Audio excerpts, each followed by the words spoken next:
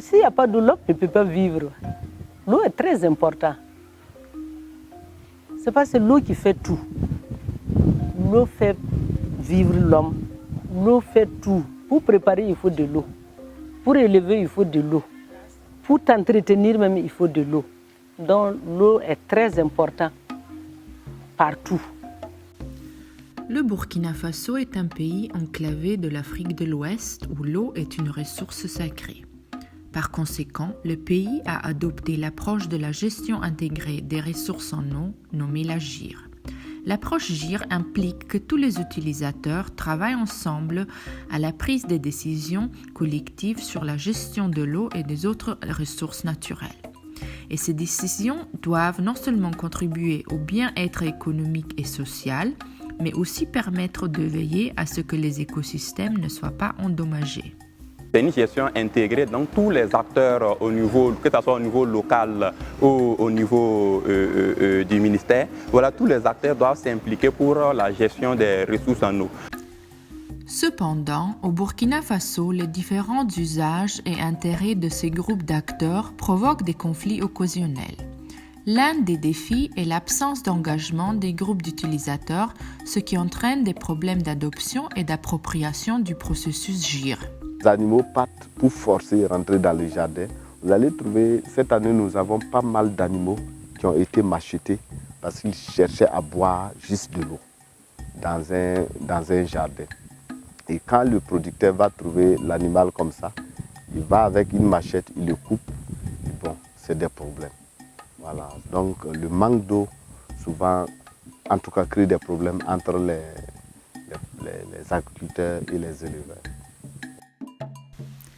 Cette approche complexe, qui n'est pas sans défi, reconnaît que l'eau a une valeur économique et sociale et peut être utilisée de différentes manières par les agriculteurs, les éleveurs, les pêcheurs, les usagers domestiques et les orpailleurs, tout en assurant la pérennité de la ressource. Sans quoi, aujourd'hui, nous observons une très grande baisse d'eau au niveau de la rivière Kou, qui nous inquiète. Avec les années à venir, qu'est-ce que ça va devenir?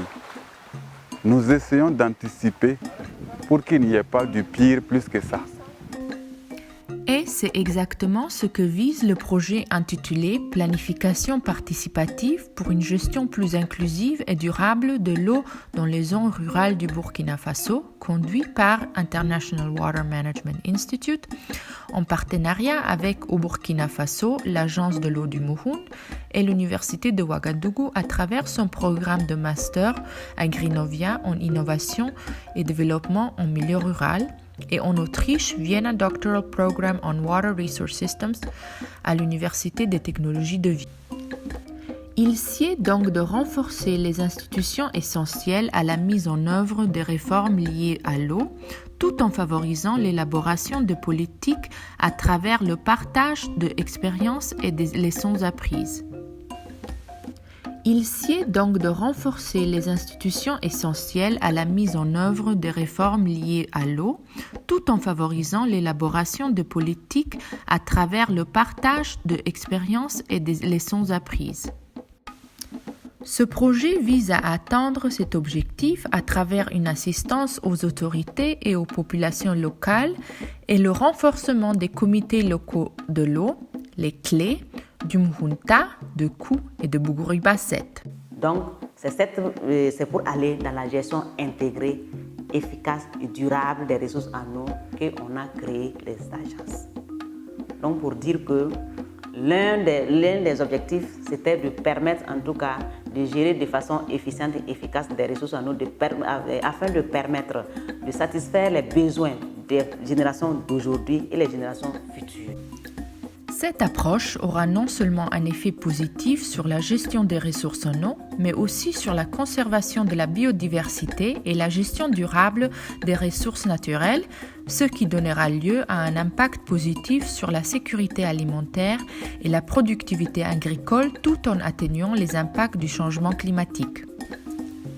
L'un des aspects clés de ce projet est l'utilisation d'une méthodologie de recherche-action participative intégrant une variété de méthodes participatives telles que la cartographie participative des problèmes et la planification participative des actions.